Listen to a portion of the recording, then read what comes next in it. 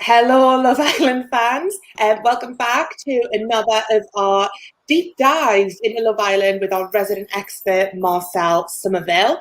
I'm Vicki Newman, one of the assistant showbiz editors at The Mirror. And yeah, so today we're just going to have a good old chat about all the drama that's been going on in the last week. It's been a busy few days, hasn't it, Marcel? There has been so much drama. It's been amazing. This week started off so good.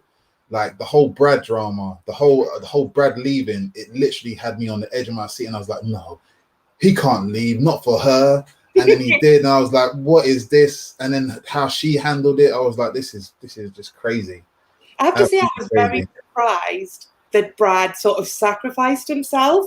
I genuinely didn't think he would do that. I thought he would fight to stay. I was really shocked that he sort of stepped aside straight away. And, she straight away was like, okay then, bye. She was literally like, are you sure? All right, cool, nice. I'm gonna stay then. Do you know what I mean? Yes. It was literally like my mind was boggled because the way that they set up, they sent them on their first date. She was like Brad's pouring out his heart to her, oh my god, I'm so happy that we're together, this, that, the other. She was like, yeah, me too, me too. Absolutely lying to his face. Just going with the flow because like whatever. You know what I mean? She just wants to get through. Only to come home back to the villa and be told that they're the least compatible couple. Like the nation didn't believe her. Do you know what I mean? Yeah. So like the fact that Brad believed her so much that he was like, you know what, I'm gonna sacrifice myself. And I think deep down he was hoping she was gonna go, I'm coming with you, Brad. But no, she was like, you sure? Cool. Because I really enjoy my bed. Do you know what I'm saying? Okay, well, enjoy your flight. You know what I mean? I mean, in a way, though, as well, she did have a point. She'd only been there a week. Like, she doesn't know Brad. Like, should she have left with him and, left this huge opportunity and ran off to Northumberland with Brad? Exactly. So like this is the thing. Brad has gone through auditions, gone through multiple meetings with producers, execs, this, that, the other, got onto the show as an original cast member. He's been on the show for like 2 or 3 weeks or whatever it was. And literally a girl that he's known for a week, he's literally just thrown it all in just so she can continue. It's literally it's a two-way thing. Do you know what I mean? Like I feel like there should have been more deliberation on his side than just going, you know what, I really fancy this girl, I'm gonna be the gentleman here and go home so she can have a great experience. It's like, bro, what was the point in even going on the show? I feel like that did redeem him a little bit in the eyes of viewers because I don't think he was seen very favorably until then. He wasn't my favorite guy. He was like I thought he was a bit saying the same lines to the girls, like just yeah, I really fancy you. You're my type. The dark features and all of that kind of stuff. Every girl exactly the same thing. But I think it did redeem him in a way, but it didn't redeem him the fact that he had done it. It was more a thing of I felt sorry for him. Do you know what I'm saying? Because I feel like it made him seem like he was being played, but then it made Lucinda basically has become the villain of the show. She was the villain for a whole week. So yeah, definitely. I mean, obviously as soon as Brad left, Aaron moved in straight away, didn't he? And kind of made intentions known. And then new guy Danny comes in, and then Lucinda finds herself in a love triangle. And I feel like she absolutely loved it. I honestly feel like she was like, I've got 2 guys fighting over me. Like, definitely. Do you know what I mean? Like Danny to me, he came in and he was like, yeah, like he picked Kaz, he picked Sharon. I don't think he picked him. I think the producers picked him for him to go on a date with. So he's gone in there. He's all smiley, all happy, got a good character about him. And then within a day, he literally switched from being this fun, bubbly guy, like with all the chat, to being this like strangely possessive, like and his intense stare. inflicts fear into anyone. Do you know what I'm saying? Like there was a lot of people on. I was reading. There was a lot of people saying that Danny, like he's. I don't know about him. I don't know about him. He definitely had a bit of a streak, a bit of a don't possessive streak to him. I Yeah, because that was really strange. That whole thing. Obviously, like I mean, I loved watching Aaron get pied. That made us laugh. I always enjoy like Swerve, moments like full that. blown swerve. When you're like, oh no, yeah, I enjoyed that. But yeah, it was a bit odd. Him sort of, sitting him down like, oh, that's not okay. It's my first night here. You can't be making a move on my girl. And it's like, what, you've known her for literally about 25 minutes. 25. Like the thing about it is, the thing about it is, Aaron was cracking onto her before Danny even was in the villa. Yeah. So really and truthfully, Danny picking Aaron's girl. Would you know what I mean? Like it goes both ways, but it's Love Island, Danny. Do you know what I mean? You need to relax, bro. And yeah. I feel like the conversation between Aaron and Danny, it was very much just Danny talking at him, Aaron trying to say, yeah, but, and then Danny talking some more, and it was just literally like that was like, you know what I mean? There was no conversation there. It was like I'm gonna just like try and alpha male this. And I feel like Danny went in there feeling like he could alpha male the whole situation, but I feel like his alpha mailing was a bit too much. I feel like he kind of like made it a bit awkward for people to kind of like vibe with him. Do you know what I mean?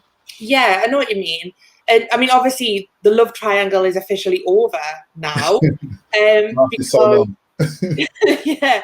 So obviously, Lucinda and Danny parted ways last night. I mean, obviously, they're still officially coupled up, but they've decided that they're going to go off and get to know other people. And there's a big question, obviously, about who was the one who did the dumping, because Lucinda made out like it was her, but that he was pretending it was him. But I feel like it was him. He was like you say, he's the one who was doing all the talking. Yeah. As usual. She sat there going like, yeah, I agree. Yeah, I agree. So did she dump him or did he dump her? I feel like Lucinda instigated them having a chat. And then I feel like Danny clocked on to where the chat was going. So he in turn was like, this is what I'm thinking, and just basically like got in there. He said it before she could say what she was saying, and kind of made it easier for her because she don't like confrontation, and he obviously loves it. So it's like he made the job easier for her, but they both kind of like felt like I done that, but it was more Danny's talking. Yeah, kind of like done the job, and I feel like his metaphor of a matte black Lamborghini. Yeah, what was that all about? So weird. I don't want it to be compared to a car. Like, I don't get it. Like, is that a compliment? I don't know. I literally feel like he was trying to be smart and trying to have one of those moments that people are gonna go, oh, like when Danny said like matte black Lamborghini, and then it was fake.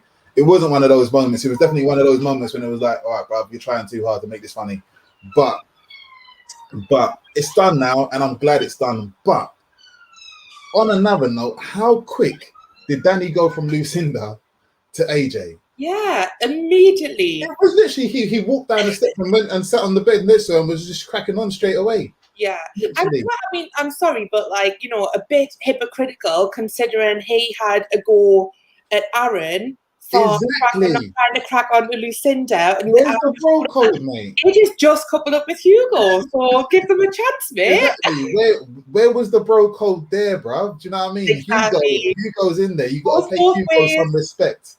Yeah. You know what I mean? But speaking of AJ and Hugo, does she like him? Does she actually like him? See, she is playing it so she's going on so thick. She's laying it so thick on him, like, like I love your qualities, I love this, I love that. But it's like I feel like she doesn't make good eye contact with him when she's saying those things to him, and I feel like Hugo is actually picking up on those things. So it's like that's why he's like obviously like I like her, she's a good looking girl, but there's something that's just not right. And I think maybe he knows. I've been in there from the start. Literally, this girl's come in there's all these other guys, but she's making a play hard for me. She like in reality, she had to pick someone, and Hugo was what I would say the safe option. She was like, I'm coming in there to spice things up, but she didn't really try to spice things up. She could have gone for Liam, who she really fancied. She could have gone for Teddy, who she really fancied. But she went for Hugo, who was, to me, a safer option, because Hugo was looking for that person, and I think she felt that she could convince Hugo that that all of her feelings were real. But Hugo has got, like, I think he's a very smart one. I think he's got his spider senses, and they're flashing up, going, nah, mate, I don't trust this girl. I don't trust this girl. And literally, the moment Danny. Oh, Marcel's frozen there for a second. If we just hold on, I'm sure he's got something very. Oh, there you are. No, are you back? He's frozen again. Are you back? What? No. There you are. There you are. Back. I can see myself. You frozen now. I thought I was going to have to start telling jokes. I was like, I don't know any. Can't believe he's just left us. Did you hear? Where did you hear up to? I don't know. I got so confused when you froze. We're talking about, you think AJ is sort of using the fact that Hugo was kind of looking for someone and single, and like no one was after him, and she's kind of playing a game, do you think? Yeah, I definitely feel she's in there trying to lay it on thick, trying to convince him that she's that she's really into him. But I think Hugo is very, very on it, and he's picking up on that. So I think Hugo is just waiting to see what her kind of actions are. And I think the way that she's been flirting with Danny straight away, the moment Danny showed her any interest, after and I think they kissed. Did they kiss during the challenge as well? I think maybe. Yeah. She's looking there now and being like, maybe Danny's the guy that I can go for. I'm safe now with Hugo, so next week I'm going into it, I can just crack on with Danny. And also, I'm pretty sure when they send in a boy and a girl, because when they sent in Simon and Tyler on my year, couldn't couple up with each other. So basically, they have to go in there and couple up with someone, and then the following week they can start cracking on with each other if they want to. So I feel like that might be the case. Yeah, I mean, we'll have to talk about the game as well, because obviously this always causes drama every year, the snog, marry, pie game. The teaser from the night before really made it look like Jake kissing Kaz was going to be some huge drama. Turned out it wasn't really that eventful. They kind of really teased it. But what is the right decision in this game, right? Because if you're in a couple with somebody, should you snog them or should you say you want to marry them? Because I think both, either or, there's room for like hurt, isn't there? There's room for jealousy. What's the right decision? The right thing to do is actually what Toby and Chloe did. So Toby went in and kissed his girl and married someone else. It doesn't matter who you marry, because you haven't physically you're not getting married to that person, but you're actually really giving that person a kiss, innit? Yeah, so if you don't want to be deemed as like even remotely cheating, you kiss your girl and you just marry someone else and just say, oh, like, I'll marry you because you got bands or something like that. Do you know what I mean? Yeah. You know what I mean? That's the right way to do it. Because like when I was watching it, I was like, all right, so Jake's kissed Kaz, he's married Liberty, and then he's pied off Faye or whoever. No, pied off AJ. And I was like, oh, like, I don't know about kissing your girl's best mate. That's a bit nuts. Yeah. But then when Toby done it, I was like, oh my God, I can't believe Toby's not marrying Chloe. Then I was like, no, he just wanted to kiss Chloe. So like, it makes sense. Do you know what I'm saying? Yeah. No, I think you're right. I think that is the right decision, because you don't want to stand there and watch someone like the person you're in a couple with like kissing someone else. It don't matter who it is. Do you know what I'm saying? Yeah. Like if I was to kiss one of Bex's mates, she would literally kill me. So do you know what I mean? Yeah, like, you know what I mean? Stop exactly. it. Do you know what I mean? I think obviously what Danny did as well, because he pied Lucinda. So I think that really spelled the end for them, didn't it? Yeah, but do you know what? Like, he was mad possessive and all that kind of stuff, but I did actually rate him for pieing her because he was like, you haven't spoken to me all day, do you know what I mean? So you're gonna get a pie. Do you know what I mean? Fair enough. So the end of the episode was, so there's a viewer vote now for people to vote for the favourite islanders, and so there's going to be like boys and girls. Like I think maybe one of each is going to be dumped. Obviously could cause like chaos with the couplings and everything.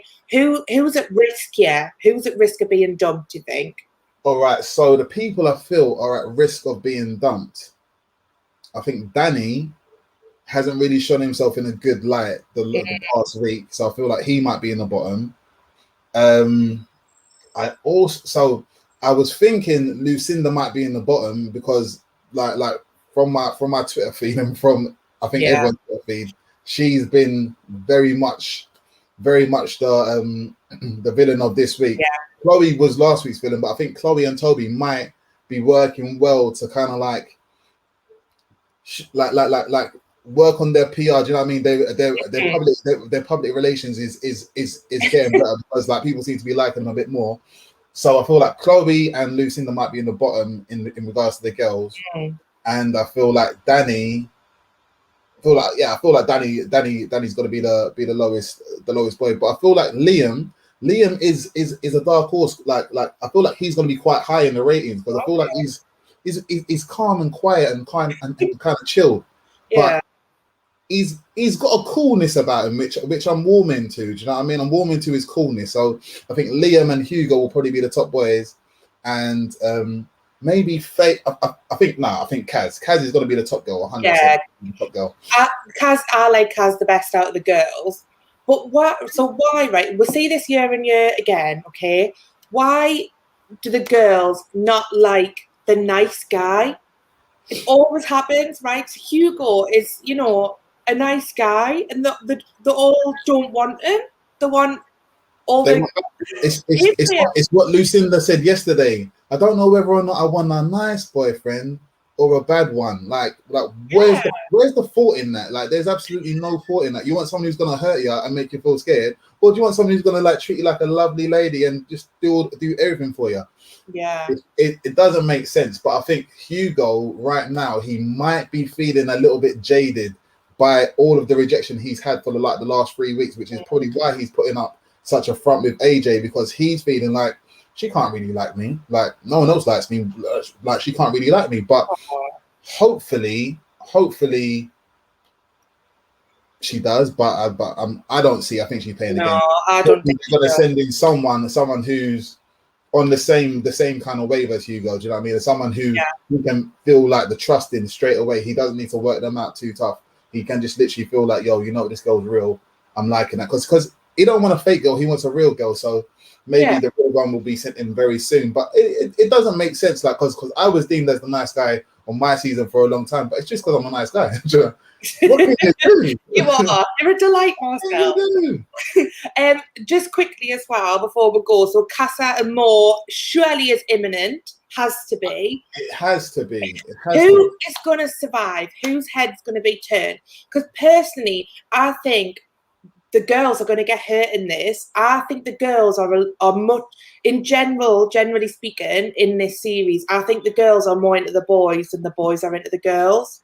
Yeah, definitely. I feel 100%. I like 1,000,000%. I think everyone on there has kind of gone on there, and like no one's like, I don't feel like there's any seriously deep connections, because I feel like Jake and Liberty are the strongest couple, but I feel like Jake has this tendency of saying certain things when he's not in the presence of Liberty that are a bit like, bro, like what are you thinking? Like, why are you even saying that? If you was really into it, you wouldn't be saying those things when she's not around, innit?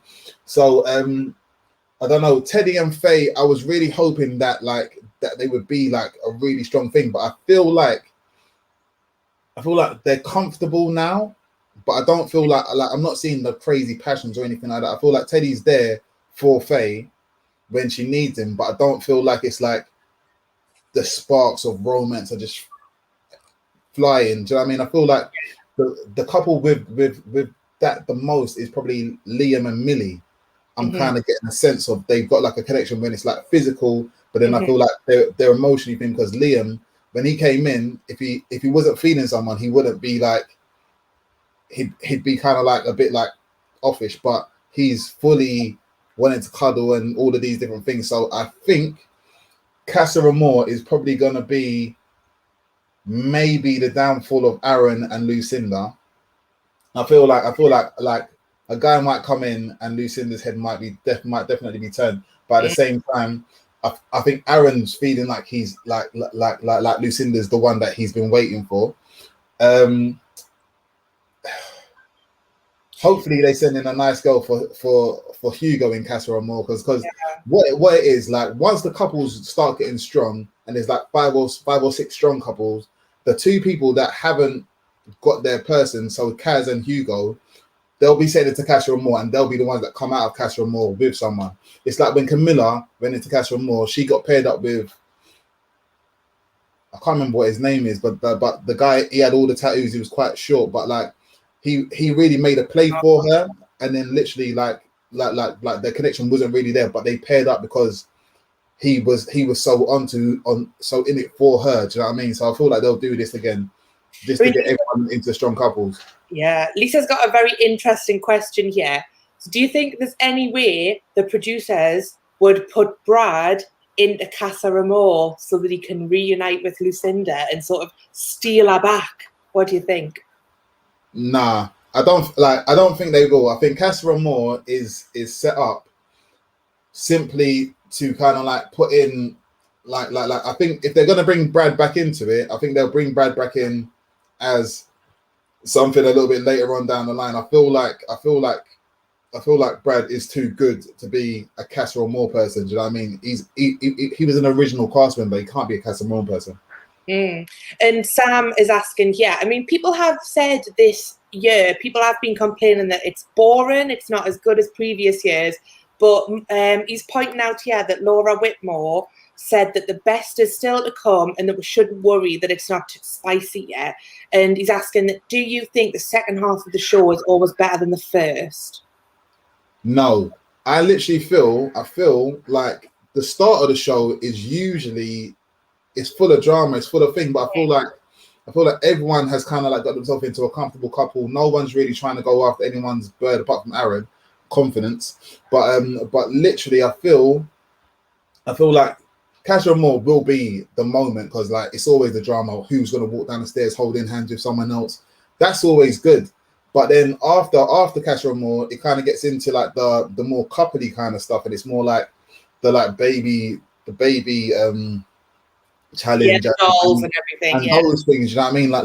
But that's once the couples are fully set. They're obviously still going to be sending in bombshells, but that's when the couples are there, and then after Casa Amor, it's all about just like testing how strong those couples are. Whereas now it's like no one's really like everyone should be trying to like still flirt and see if they're with the right person and all that kind of stuff. But like I think everyone's quite comfortable now. Do you know what I mean? I feel like they need to have some people that are gonna go in there and stir the pot, because like Danny went in there and was like, oh, like I'm gonna come in and spice things up. He didn't really spice things up. He got Lucinda, who everyone seems to go for, and then AJ went in there and said, yeah, I'm here to spice things up, girls. Eyes on the prize, and then she went for Hugo. So it was like, the safe choice, as you've pointed out. But I think this week there has been quite a bit of build up, and there's going to be some good dramatic scenes coming hopefully in the next week. So look, let's get back together next week and discuss everything that's happened since. Let's do it, Vic. I love these chats of ours. Thanks for watching, everyone.